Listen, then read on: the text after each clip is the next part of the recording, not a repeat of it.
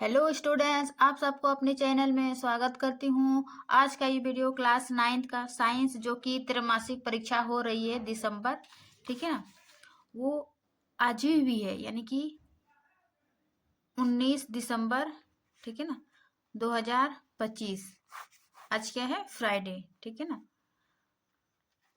तो आज का ही ये क्वेश्चन पेपर है, फर्स्ट पाली में ही ये 9th त्रैमासिक परीक्षा दिसंबर, ठीक है ना। साइंस विज्ञान अनिवार्य, यानी कि साइंस, इसमें फिजिक्स केमिस्ट्री बायो तीनों सब्जेक्ट रहेगा। तो इसका क्वेश्चन पूर्णांक जो है वो 80 मार्क्स का है। तो जिसमें कि क्वेश्चन का पैटर्न दो सेक्शन में बटा हुआ है। सेक्शन ए में क्या है? ऑब्जेक्टिव टाइप क्वेश्चन, जिसमें 1 से 70 वस्तुनिष्ठ प्रश्न है। 70 में से 40 बनाना है और प्रत्येक प्रश्न जो है 1 अंक मिलेगा, और इस प्रकार 40 अंक यहाँ से हो जाता है। और सेक्शन बी में शॉर्ट आंसर टाइप क्वेश्चन है, जिसमें से शॉर्ट आंसर क्वेश्चन 10 बनाना होता है। 10 में से प्रत्येक क्वेश्चन का अंक जो है वो 2 अंक मिलेगा, और इस प्रकार यहाँ पर 20 अंक, ठीक है।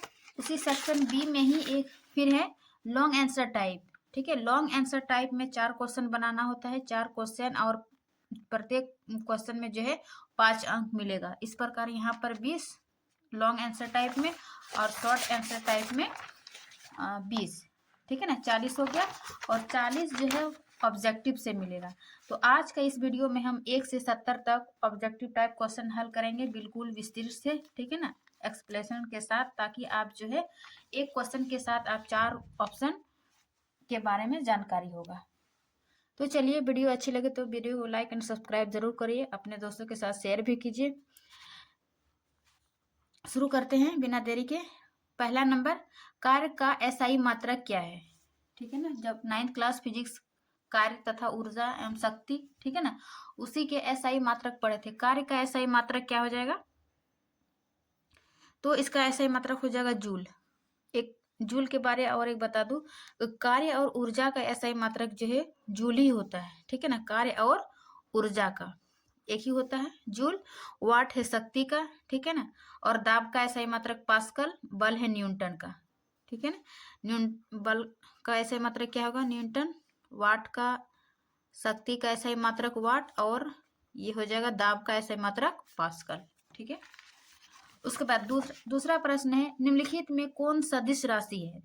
सदिश राशि वैसे राशि होती है जिसमें दिशा एवं परिमाण दोनों होती है, ठीक है ना। तो इसमें से कौन सदिश राशि है? तो इसका सही आंसर हो जाएगा त्वरण जो है वो सदिश राशि है, बाकी समय आयतन ये अदिश राशि है, ठीक है ना। इसमें केवल परिमाण होती है। तो 2 का बी नंबर। फिर 3 नंबर, समय के साथ वेग परिवर्तन की दर को क्या कहते हैं? यहाँ पर तो डिफिनेशन ही दिया हुआ कि समय के साथ वेग की परिवर्तन की दर को क्या कहेंगे? तो इसको त्वरण कहेंगे, ठीक है ना। त्वरण का ये डिफिनेशन ही है। फिर 4 नंबर, कोणीय वेग का मात्रक होता है। कोणीय वेग का मात्रक क्या हो जाएगा? तो इसका हो जाएगा रेडियन प्रति सेकेंड। 4 का बी नंबर। फिर नेक्स्ट 5 नंबर, निम्नलिखित में कौन सही है? कौन सही है मतलब 1 न्यूटन बराबर 1 केजी, 1 न्यूटन बराबर 1 केजी मीटर प्रति सेकंड स्क्वायर, या फिर 1 न्यूटन बराबर 1 केजी प्रति सेकंड स्क्वायर, या 1 न्यूटन बराबर 1 केजी मीटर, ठीक है। तो 1 न्यूटन बराबर क्या होता है ये पूछ रहा है। तो 1 न्यूटन बराबर 1 केजी मीटर प्रति सेकंड स्क्वायर। 5 का बी नंबर होगा। फिर 6 का, घर्षण बल हमेशा कार्य करता है। देखिए घर्षण बल क्या है? जब दो वस्तुओं के बीच, है ना, बल लगती है तो उसको क्या कहेंगे? घर्षण बल।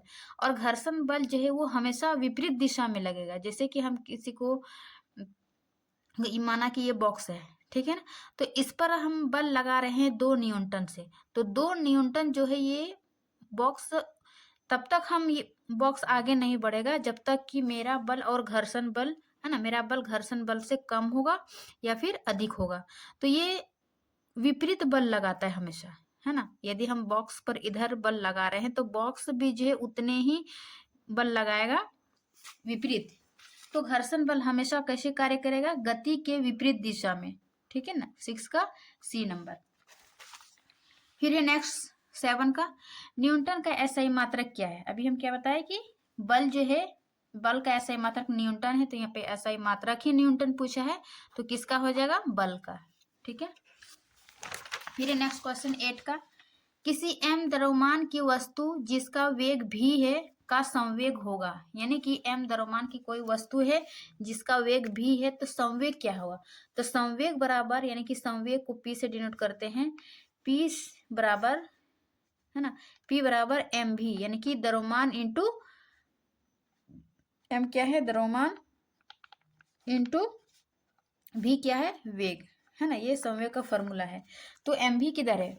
संवेग बराबर mv, ये डी नंबर, ठीक है ना, 8 का डी नंबर। फिर नेक्स्ट क्वेश्चन 9 का, किसी गतिशील पिंड का वेग आधा करने से उसका संवेग हो जाता है। यानी कि संवेग बराबर अभी हम क्या देखें? p बराबर mv। तो कह रहा है कि गतिशील पिंड का वेग, वेग यानी कि v को आधा करेंगे तो उसका संवेग पर क्या प्रभाव पड़ेगा? संवेग क्या होगा? तो m इंटू, यानी कि v को आधा करेंगे तो p, जब p बराबर m इंटू v है तो v को आधा करेंगे तो ये मेरा संवेग भी क्या हो जाएगा? आधा होगा, है ना। तो 9 का ए नंबर सही होगा कि जब हम संवेग को आधा करते हैं तो p बराबर भी आधा ही होगा। ठीक है, 9 का ए। फिर नेक्स्ट क्वेश्चन 10 का, निर्वात में स्वतंत्रता पूर्वक गति करते हुए सभी पिंडों, यानी कि कह रहा है कि हवा में स्वतंत्रता पूर्वक गति करते हुए सभी पिंड क्या होते हैं? सभी पिंडों की चाल समान होगी, या फिर त्वरण समान होगा, या बल बराबर होगा, या फिर वेग समान होगा। ठीक है, तो इसका सही आंसर हो जाएगा कि निर्वात में स्वतंत्रता पूर्वक गति करते हुए सभी पिंडों का त्वरण जो है वो समान होगा। ठीक है, 10 का बी नंबर।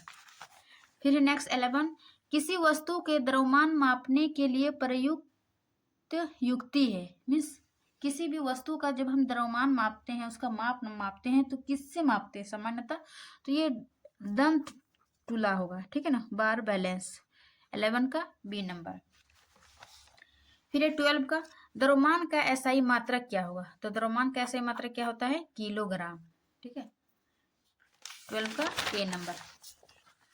13, किसी वस्तु के जड़त्व की माप होती है। किसी वस्तु की जड़त्व क्या होता है? तो वस्तु की जड़त्व ये द्रव्यमान द्वारा होता है, यानी कि जिस वस्तु का द्रव्यमान जितना अधिक होगा जड़त्व ही उतना अधिक होगा। ये न्यूटन के फर्स्ट लॉ में ही देखे थे कि जड़त्व के कारण कोई वस्तु विराम में ही रहना चाहते हैं, यदि कोई वस्तु गतिशील है तो वो गति में ही रहना चाहते हैं। तो इस प्रकार जड़त्व का हम लोग कॉन्सेप्ट पढ़े थे थ्योरी क्लास में। यदि आप क्लास 9 का थ्योरी देखना चाहते हैं फिजिक्स का, है ना, तो चैनल पर प्लेलिस्ट बना हुआ है, आप वहां से बिल्कुल वन शॉट थ्योरी देख सकते हैं। और दूसरा वीडियो वन शॉट में हम इसका कंप्लीट प्रश्न उत्तर भी बनाए हैं, तो आप लोग वहां से देख सकते हैं। ठीक है ना, जो भी हम पढ़ाएं नोट्स में या फिर क्वेश्चन आंसर करवाएं, उससे क्वेश्चन जो है बिल्कुल बाहर नहीं है। ठीक है ना, उसी से क्वेश्चन है। तो आप लोग इसका कंप्लीट थ्योरी देखना चाहते हैं तो चैनल पर जाके देख सकते हैं। चलिए नेक्स्ट क्वेश्चन 14, भार का SI मात्रक क्या है? भार का SI मात्रक क्या हो जाएगा? क्योंकि देखिए न्यूटन, बल का SI मात्रक क्या पढ़े थे हम लोग? न्यूटन।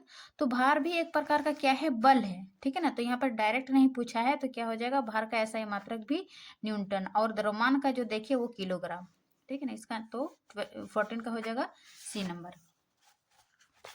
नेक्स्ट क्वेश्चन है 15 का, प्रत्येक क्रिया के बराबर तथा विपरीत प्रतिक्रिया होती है, यह क्या है? जब हम न्यूटन के गति का नियम पढ़ रहे थे, 3 नियम, तो तीसरा नियम में हम क्या देखे थे? प्रत्येक क्रिया के बराबर और विपरीत प्रतिक्रिया होती है। ठीक है ना, तो इसका सही आंसर हो जाएगा न्यूटन के गति का तृतीय नियम, 15 का सी नंबर। फिर है दाब का SI मात्रक क्या है? दाब का SI मात्रक हम क्या जान रहे हैं? सामान्यतः पास्कल। ठीक है ना, बच्चे यहाँ पे कंफ्यूज करते हैं कि दाब का SI मात्रक पास्कल है, लेकिन पास्कल तो यहाँ पे दिया हुआ है नहीं है। डायरेक्ट जब पास्कल नहीं दिया हुआ है तो दाब का, यानी कि P, दाब का क्षेत्र फॉर्मूला क्या होता है? बल बटे क्षेत्रफल, है ना। तो बल का SI मात्रक क्या हो जाएगा? न्यूटन, क्षेत्रफल का मीटर स्क्वायर। तो इस प्रकार से हम यहाँ पर फॉर्मूला निकालते हैं कि न्यूटन प्रति मीटर स्क्वायर, फॉर्मूला ही दिया हुआ है ऑप्शन में। तो 16 का हो जाएगा डी नंबर, न्यूटन प्रति मीटर स्क्वायर, ये दाब का SI मात्रक हो जाएगा। ठीक है, फिर नेक्स्ट क्वेश्चन 17, दाब, बल और क्षेत्रफल में संबंध होता है। दाब, बल और क्षेत्रफल। दाब बराबर बल बट्टे क्षेत्रफल, दाब बराबर क्षेत्रफल बट्टे बल, या फिर दाब बराबर बल प्लस क्षेत्रफल, दाब बराबर बल गुना क्षेत्रफल। तो हम लोग पढ़े कि दाब बराबर जो है वो बल बट्टे क्षेत्रफल, अभी ही हम यहाँ पे निकाले है ना, दाब बराबर बल बट्टे क्षेत्रफल यानी कि F बट्टे A। तो 17 का भी हो जाएगा A। फिर नेक्स्ट क्वेश्चन 18 का, पृथ्वी के केंद्र पर गुरुत्वीय त्वरण का मान होता है, यानी कि पृथ्वी के केंद्र पर गुरुत्वीय त्वरण का मान क्या होता है, तो इसका आंसर हो जाएगा 0। ठीक है, जी के मान के परिवर्तन में हम बताए कि ध्रुवों पर क्या होता है, भूमध्य रेखा पर क्या होता है जी का मान, लेकिन केंद्र पर 0 होता है। नेक्स्ट क्वेश्चन है 19, चंद्रमा पर किसी वस्तु का भार पृथ्वी पर उसके भार का लगभग कितना गुना होता है। ठीक है, तो 1/6 गुना होता है, ये तो हम लोग पढ़े हैं। फिर है 20 का, निम्नलिखित में कौन अदिश राशि है, अदिश राशि पूछ रहा है। ठीक है ना, यदि आप एक राशि को याद कर लेते हैं सदिश तो आपको अदिश हो जाएगा, यदि अदिश को याद करते हैं तो सदिश हो जाएगा।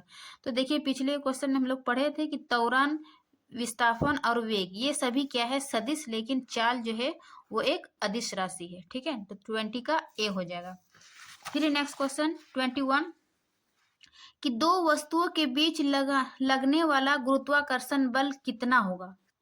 दो वस्तुओं के बीच लगने वाला गुरुत्वाकर्षण बल कितना हो जाएगा यदि दोनों वस्तुओं के द्रव्यमान को 2 गुना कर दिया जाए। देखिए 2 गुना कर दिया जाए द्रव्यमान को, त्रिज्या को, तो इस प्रकार को जो फॉर्मूला से हम बनाएंगे, क्योंकि गुरुत्वाकर्षण F बराबर कैपिटल G इंटू M1 यानी कि द्रव्यमान 1 इंटू M2 द्रव्यमान 2 बट्टे उनके बीच की जो दूरी है उसका स्क्वायर हो जाएगा।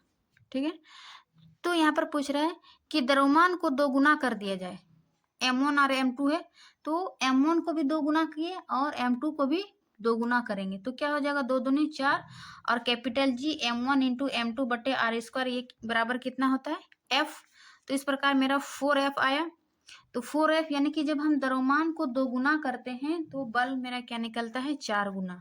ठीक है ना, हम इस फॉर्मूला से जो इसका गुरुत्वाकर्षण वाला अभ्यास है ना, तो इसी से फॉर्मूला है, उसी से हम बना के थ्योरी क्लास में सारा बताएं।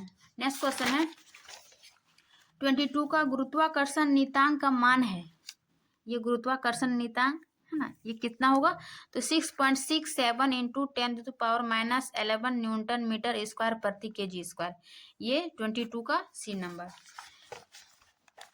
फिर 23, पृथ्वी की सतह से ऊपर जाने पर गुरुत्वीय त्वरण जी का मान क्या होता है। देखिए जी के मान के परिवर्तन में हम 3 कॉन्सेप्ट दिए थे कि ऊपर ध्रुवीय पर और भूमध्य पर और केंद्र पर, तो 0 अभी हम पिछले जब क्वेश्चन में पढ़े। तो पृथ्वी की सतह से ऊपर जाने पर गुरुत्वीय त्वरण यानी कि जी का मान क्या होगा, तो ऊपर जाने पर जो है वो घटता है और नीचे आने पर है ना बढ़ता है। तो भूमध्य रेखा पर सबसे अधिक और ध्रुवों पर सबसे कम गुरुत्व त्वरण का मान होता है। तो इसका सही आंसर हो जाएगा 23 का बी नंबर, घटता है। ठीक है, फिर नेक्स्ट क्वेश्चन 24, किसी ठोस पदार्थ का सीधे वाष्प में परिवर्तन कहलाता है, केमिस्ट्री से है। किसी ठोस पदार्थ का सीधे वाष्प परिवर्तन क्या कहलाता है, ऊर्ध्वपातन, और इसका आंसर उदाहरण हो जाएगा कपूर, अमोनियम क्लोराइड, इस प्रकार का। ठीक है, तो 24 का डी नंबर। फिर 25, गैस का द्रव में परिवर्तन क्या कहलाता है। गैस का द्रव में परिवर्तन यानी कि जब हम द्रव को उबालते हैं है ना, तो वो भाप के रूप में ऊपर हो द्रव, गैस का द्रव में परिवर्तन क्या कहलाएंगे, तो सामान्यतः हम समझेंगे वाष्पीकरण, लेकिन यहाँ वाष्पीकरण संघनन हो जाएगा, सॉरी यहाँ संघनन, गैस का द्रव में परिवर्तन संघनन, इसका उदाहरण जाएगा 25 का सी नंबर। फिर नेक्स्ट क्वेश्चन 26, वह ताप जिस पर ठोस द्रव में परिवर्तन होता है कहलाता है। ठोस द्रव में यानी कि जब बर्फ है ना, बर्फ क्या हो जाएगा, जब पानी में परिवर्तित होगा तो उसको क्या कहेंगे, तो गलनांक ना, बर्फ द्रव में परिवर्तन हुआ तो 26 का ए हो जाएगा कि गलनांक। फिर 27, वह प्रक्रिया जिसमें इत्र की गंध वायु में चारों ओर फैल जाती है कहलाती है। जिसमें इत्र की गंध वायु में चारों ओर फैल जाती है तो उसको क्या कहते हैं कि विसरण के माध्यम से जो है वो इत्र चारों ओर फैल जाती है। 27 का बी नंबर। फिर नेक्स्ट क्वेश्चन 28, निम्नलिखित में कौन वाष्पन की प्रक्रिया से उत्पन्न होती है? यानी कि जब वाष्प की प्रक्रिया से क्या उत्पन्न होती है, गर्मी, ठंडक या फिर ताप में वृद्धि। तो देखिए वाष्प में जो है गुप्त ऊष्मा होने के कारण आसपास के वातावरण जो है ना, हवा में तेजी से फैलने के कारण वहां के आसपास के वातावरण जो है वो ठंडक महसूस हो जाती है। तो 28 का बी नंबर हो जाएगा। फिर 29 कि 100 डिग्री सेल्सियस तापमान का केल्विन में मान होगा। यानी कि आपका डिग्री सेल्सियस दिया हुआ है, आपको केल्विन में बताना है। तो जब हम मतलब सेंटीग्रेड दिया हुआ रहेगा और केल्विन में चेंज करने के लिए कहा गया, तो केल्विन बराबर जितना सेंटीग्रेड है ना 100 डिग्री सेंटीग्रेड, उसको क्या करेंगे 273.15 को जोड़ देंगे। जैसे यहाँ पर 100 डिग्री सेंटीग्रेड है तो 100 डिग्री सेंटीग्रेड में क्या करेंगे 273.15 को जोड़ देंगे तो क्या हो जाएगा 373.15, यानी कि बी नंबर 29 का बी। ये याद रखिएगा कॉन्सेप्ट कि केल्विन में चेंज करने के लिए कहा जाएगा तो हम उसमें ऐड कर देंगे, ठीक है 273.15। फिर नेक्स्ट क्वेश्चन 30 किशोर मंडल में प्लाज्मा अवस्था की उत्पत्ति का कारण है। देखिए प्लाज्मा अवस्था यानी कि पदार्थ की हम लोग सामान्यतः 3 अवस्था पढ़ते हैं, है ना, ठोस, क्या क्या, ठोस, द्रव और गैस, ठीक है ना। लेकिन चौथी अवस्था हो जाएगा मेरा प्लाज्मा। प्लाज्मा यानी कि पदार्थ की 4 अवस्था ठोस, द्रव, गैस और प्लाज्मा। तो प्लाज्मा जो है वो उच्च तापमान के कारण उत्पन्न होती है ना, उत्पत्ति हुई है। 13 का सी नंबर। फिर 31 कि हवादार जगहों पर द्रव के वाष्पन का वेग, हवादार जगहों पर द्रव के वाष्पन का वेग क्या होता है, तो इसका सही आंसर हो जाएगा कि बढ़ जाता है, क्योंकि जहां पर हवा की गति बढ़ने से वाष्पीकरण की दर बढ़ जाती है, ये वाष्पीकरण को प्रभावित करने वाले कारक है, ठीक है ना। तो 31 का बी हो जाएगा। फिर नेक्स्ट 32 निम्नलिखित में कौन मिश्रण है, मिश्रण यानी कि 2 या 2 से अधिक तत्वों का मिश्रण क्या हो गया, मिश्रण कहलाएगा। जैसे यहाँ पर क्या है बारूद, चूना पत्थर, कार्बन डाइऑक्साइड और नाइट्रोजन। तो चूना पत्थर ये क्या है कैल्शियम कार्बोनेट, जो कि एक क्या है यौगिक है ना, एक यौगिक है। नाइट्रोजन ये क्या है N2, ये एक क्या है एक तत्व है, एलिमेंट है, ठीक है ना। जबकि कार्बन डाइऑक्साइड भी क्या है जगह CO2, कार्बन और ऑक्सीजन का ये क्या है यौगिक है। लेकिन बारूद जो है मिश्रण में क्या होता है 2 या अधिक पदार्थ तत्वों का योग। तो बारूद में पोटेशियम नाइट्रेट है ना, पोटेशियम नाइट्रेट प्लस चारकोल होता है, और क्या होता है इसमें सल्फर होती है ना, सल्फर। तो ये 3 पदार्थ से मिलकर बारूद बनता है। तो सबसे अधिक मिश्रण कौन हो जाएगा 32 का ए नंबर, है ना। इस प्रकार आप याद रखिएगा। देखिए एक ऑप्शन पूछा गया क्वेश्चन में, लेकिन हम यहाँ पे एक्सप्लेन के साथ बताते कि आपको नेक्स्ट जब भी एग्जाम होगा, अभी तो त्रैमासिक हो रहा है, अर्धवार्षिक एग्जाम होगा तो इससे भी रिलेटेड पूछ सकता है, ठीक है ना। तो आप लोग डिटेल जरूर पढ़िए। फिर 33 निम्नलिखित में कौन टिंडल प्रभाव का प्रदर्शन करता है। देखिए टिंडल प्रभाव में क्या होता है कि इसमें जो विलयन का कण है ये दिखता है, ठीक है ना। और वास्तविक विलयन में जो विलयन में क्या होता है जिनके कण पूरी तरह से घुल जाती है, लेकिन इसके टिंडल प्रभाव के कण पूरी तरह से नहीं घुलती है। जैसे नमक का विलयन, ये पूरी तरह से विलयन हो गया है ना, वास्तविक विलयन। दूध क्या है, दूध और पानी, ये कोलाइड मिश्रण का उदाहरण हो जाएगा। और कोलाइड मिश्रण क्या है टिंडल प्रभाव को प्रदर्शित करता है। फिर है सोडियम कार्बोनेट का विलयन, ये भी पूरी तरह से घुल जाएगा। लेकिन स्टार्च का विलयन, इसमें ऑप्शन के अनुसार जो है टिंडल प्रभाव प्रदर्शित करेगा, दूध भी प्रदर्शित करता है और स्टार्च का विलयन भी प्रदर्शित करेगा, ठीक है ना। तो 33 का क्वेश्चन दुविधा है, यदि आप बी लगाए हैं तो भी आपका सही होगा और अगर डी लगाए हैं तो भी आपका सही होगा, क्योंकि टिंडल प्रभाव पर पूछ रहा है, ठीक है ना। तो ये दोनों सही होगा, लेकिन चूंकि ऑप्शन में उस टाइप का नहीं है कि बी सी बी डी, ठीक है, तो हम बी या डी लगा सकते हैं। फिर नेक्स्ट क्वेश्चन 34 का, निम्नलिखित में कौन तत्व है? तत्व क्या होता है? वो एक ही परमाणु के बने होते हैं, ठीक है ना। तो कौन ऐसा ऑप्शन के अनुसार है जो एक ही परमाणु के बने होते हैं? जैसे देखिए स्टेनलेस स्टील, ये क्या है? एक मिश्र धातु है ना, मिश्रण है। और पीतल भी एक क्या है? मिश्र धातु है। बालू क्या है? बालू SiO2, ये भी क्या है? एक यौगिक है ना, यौगिक है, यानी कि सिलिकॉन डाइऑक्साइड। आयोडीन ये क्या है? एक तत्व है जो कि एक ही परमाणु के बने होते हैं। तो इसका सही आंसर हो जाएगा 34 का डी नंबर। फिर नेक्स्ट क्वेश्चन 35, निम्नलिखित में कौन रासायनिक परिवर्तन है? देखिए परिवर्तन दो प्रकार के बताए थे कि रासायनिक और भौतिक। रासायनिक परिवर्तन में क्या होता है? जिससे नए पदार्थ बनते हैं, और भौतिक में नए पदार्थ नहीं बनते बल्कि एक रूप से दूसरे रूप में रूपांतरित हो जाते हैं। जैसे जल का उबलना, जब जल उबला तो वो वाष्प भाप के रूप में मतलब परिवर्तन हुआ, तो ये भौतिक हो जाएगा। लोहे का पिघला, फिर हम उसको लोहे की कोई वस्तु बना सकते हैं। जलवाष्प का संघनन, फिर उसको जलवाष्प बना सकते हैं, गैस, द्रव, है ना, ये सब तो परिवर्तन है। लेकिन कोयले का जलना, ये क्या हो जाएगा? एक रासायनिक परिवर्तन। क्योंकि कोयले के जलने से जो उष्मा में परिवर्तन हुआ, गैस में परिवर्तन हुआ, लेकिन फिर हम उसको कोयला नहीं बना सकते। तो 35 का सही हो जाएगा डी नंबर। फिर नेक्स्ट क्वेश्चन 36 का, कि रेत के सूक्ष्म कणों का जल में मिश्रण निम्नलिखित में किसका उदाहरण है? यानी कि सैंड, बालू के सूक्ष्म कणों का जल में मिश्रण निम्नलिखित में से किसका उदाहरण है? तो इसका सही आंसर हो जाएगा निलंबन, जो कि पूरी तरह से नहीं घुलती है ना। संतृप्त विलयन में पूरी तरह से घुल जाएगा। विलय और विलायक कोलाइड में भी उतना कण नहीं दिखेगा जितना कि निलंबन में दिखता है, ठीक है ना। तो निलंबन क्या है? निलंबन क्या है? यह एक विषमांगी मिश्रण है ना, विषमांगी मिश्रण। फिर नेक्स्ट क्वेश्चन 37, निम्नलिखित में कौन यौगिक है? देखिए यौगिक, आयोडीन क्या है? यह एक तत्व है। संगमरमर का पत्थर, ये क्या है? संगमरमर का कैल्शियम कार्बोनेट, ठीक है ना।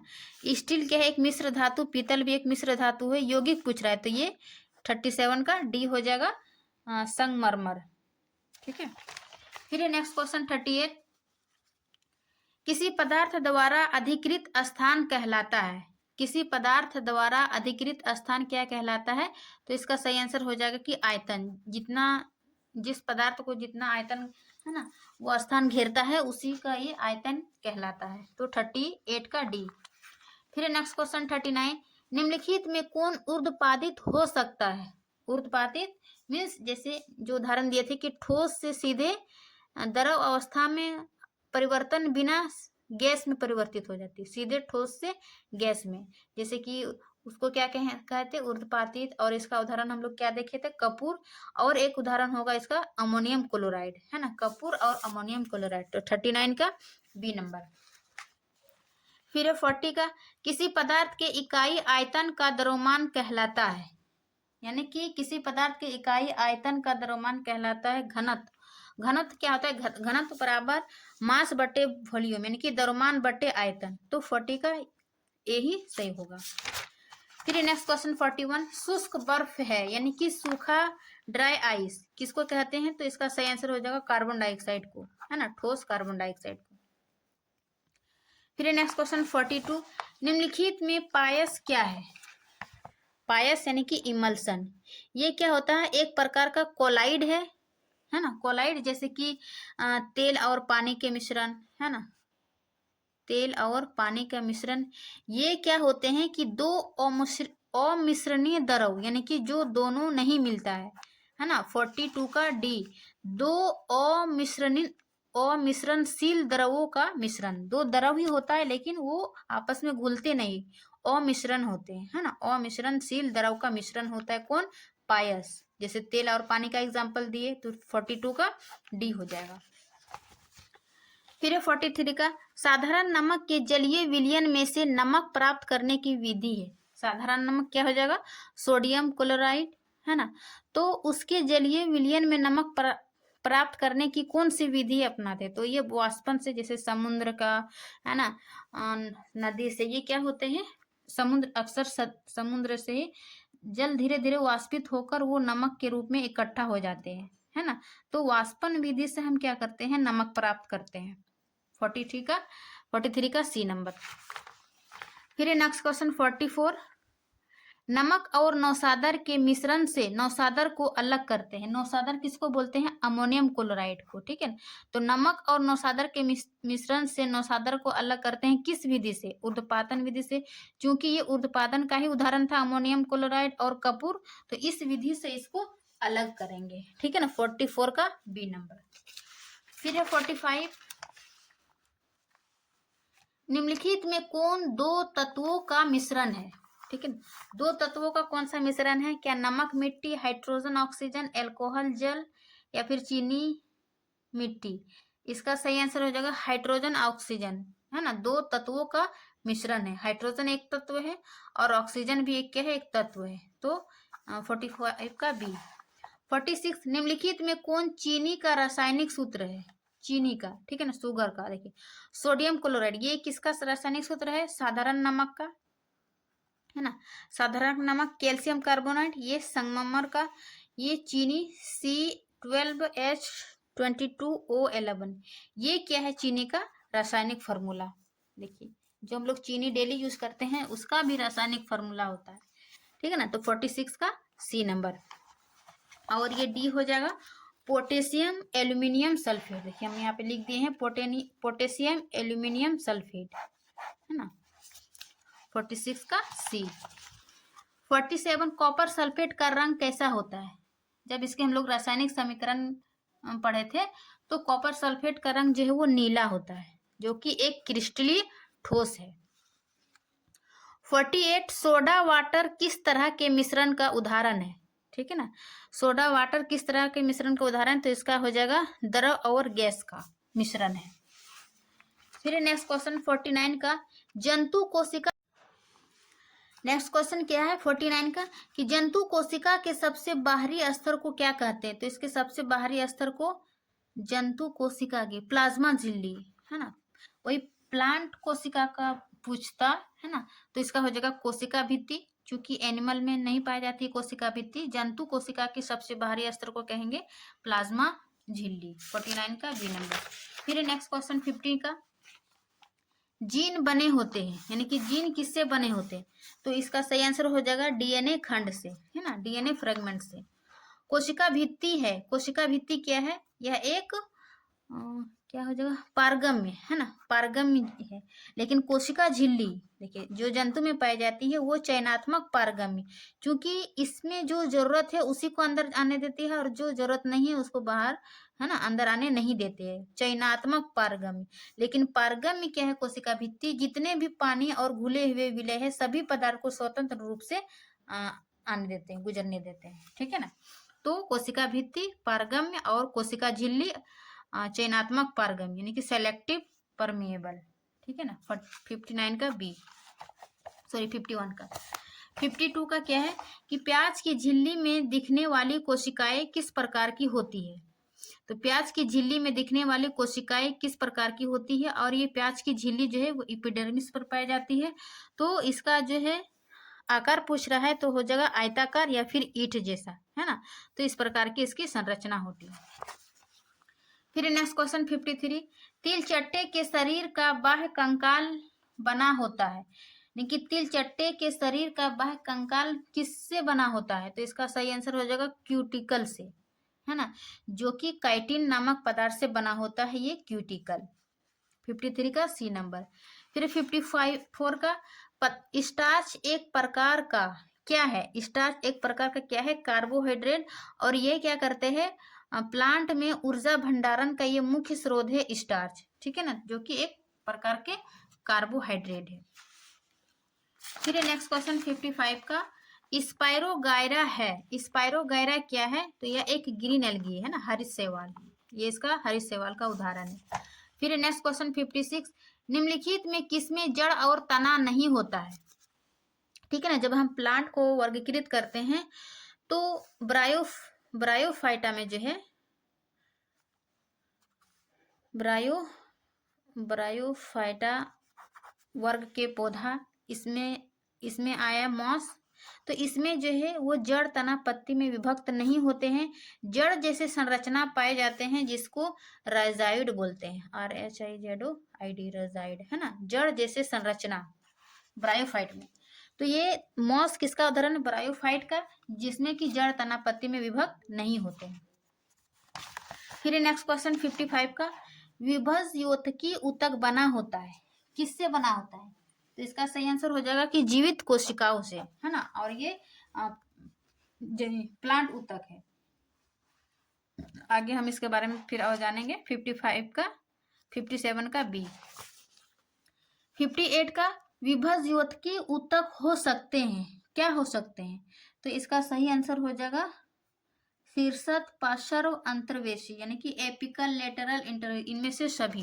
देखिए प्लांट ऊतक में हम लोग क्या पढ़ते हैं, ये क्या हो जाएगा? एपिकल पोर्शन, है ना, एपिकल यानी कि शीर्षस्थ। तो ये क्या करते हैं? तने, जड़ या फिर तना के लंबाई को बढ़ाना, और पार्श्व, है ना, ये किनारे में, ये क्या है? पार्श्वस्थ। ये क्या करता है? तना की मोटाई या चौड़ाई को क्या करते हैं? वृद्धि करते हैं ना, बढ़ाते हैं। लेकिन ये नेटरल, जैसे तना में थोड़ा सा नोट्स नहीं पाए जाते हैं, तो ये जैसे गन्ना में, है ना, तो लेटरल मतलब नोट्स के पास पाए जाते हैं ये अंतर्वेशी।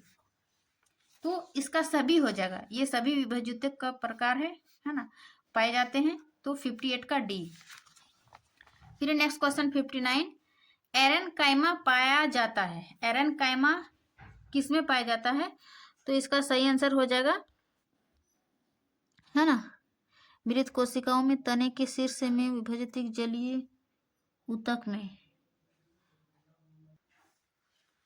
ठीक है, एरेनकाइमा पाए जाते हैं, किसमें पाए जाते हैं? तने का शीर्ष भाग में, या फिर मृत कोशिकाओं में, विभज्योति ऊतक में, जलीय पौधे में।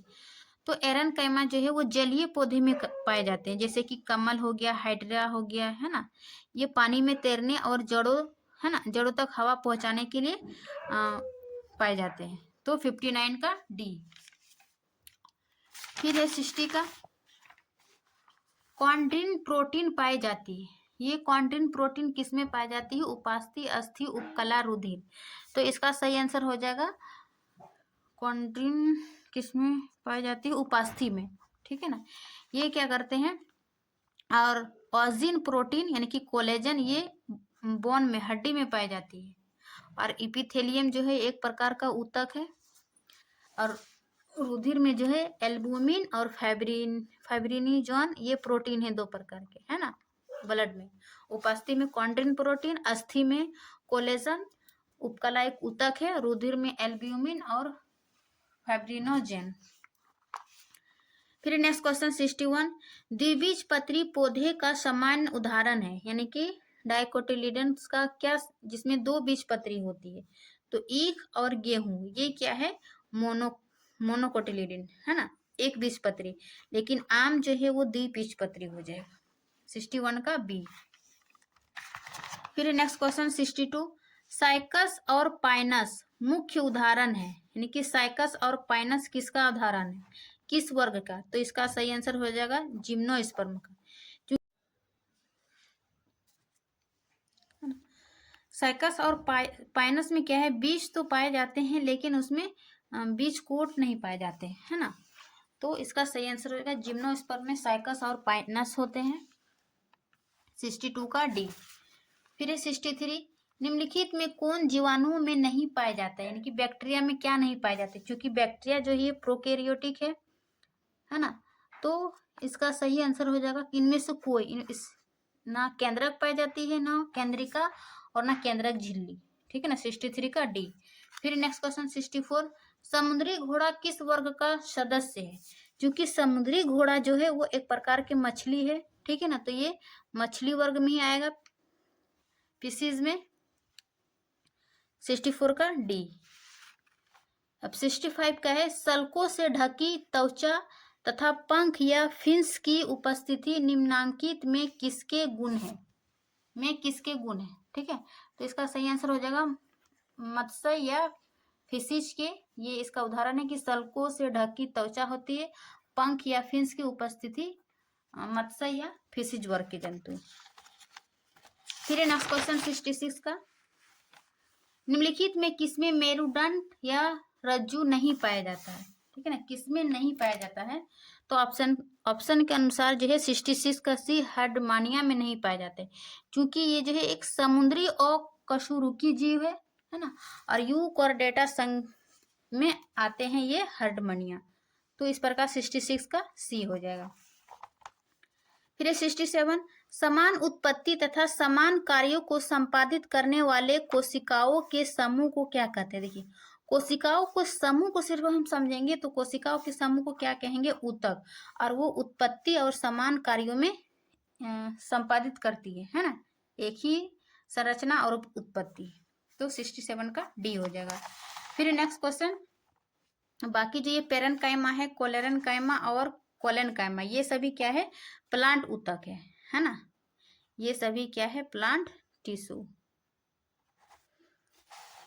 68, रेनवियर की नोड कहाँ पाई जाती है, तो रेनवियर की नोड जो है वो तंत्रिका में पाई जाती है ना, रेनवियर की नोड वो दो क्या है, तंत्रिकाक्ष यानी कि एक्सोन के बीच पाए जाते हैं रेनवियर की नोड, है ना। इस आपको हम दिखा रहे हैं फिगर, ये क्या है चित्र, तंत्रिका एक्सोन, तो इसके बीच जो पाए जाते हैं ये रेन, ठीक है, इसी को क्या कहेंगे, रेनवियर की नोड, तो 68 का सी नंबर। फिर 69, ऑस्टियोब्लास्ट कोशिकाएं पाई जाती है, ऑस्टियोब्लास्ट कोशिकाएं किसमें पाई जाती है, तो इसका सही आंसर हो जाएगा अस्थि में, बोन में। ये क्या करते हैं, नई बोन को टिश्यू निर्माण के लिए इंपॉर्टेंट होता है ये ऑस्टियोब्लास्ट। ठीक है, 69 का ए नंबर। फिर है आज का लास्ट क्वेश्चन, क्लोरोफिल युक्त मृदुतक को कहा जाता है, क्या कहा जाता है, तो इसका सही आंसर हो जाएगा 70 का डी, कोलेरेन्काइमा, है ना, जिसमें कि एक टाइप का पेरेन्काइमा है जिसमें क्लोरोप्लास्ट होता है। हाँ, तो इस प्रकार 70 का डी हो जाएगा। आज क्लास 9 का जो है हम कंप्लीट, है ना, 70 क्वेश्चन हल किए ऑब्जेक्टिव।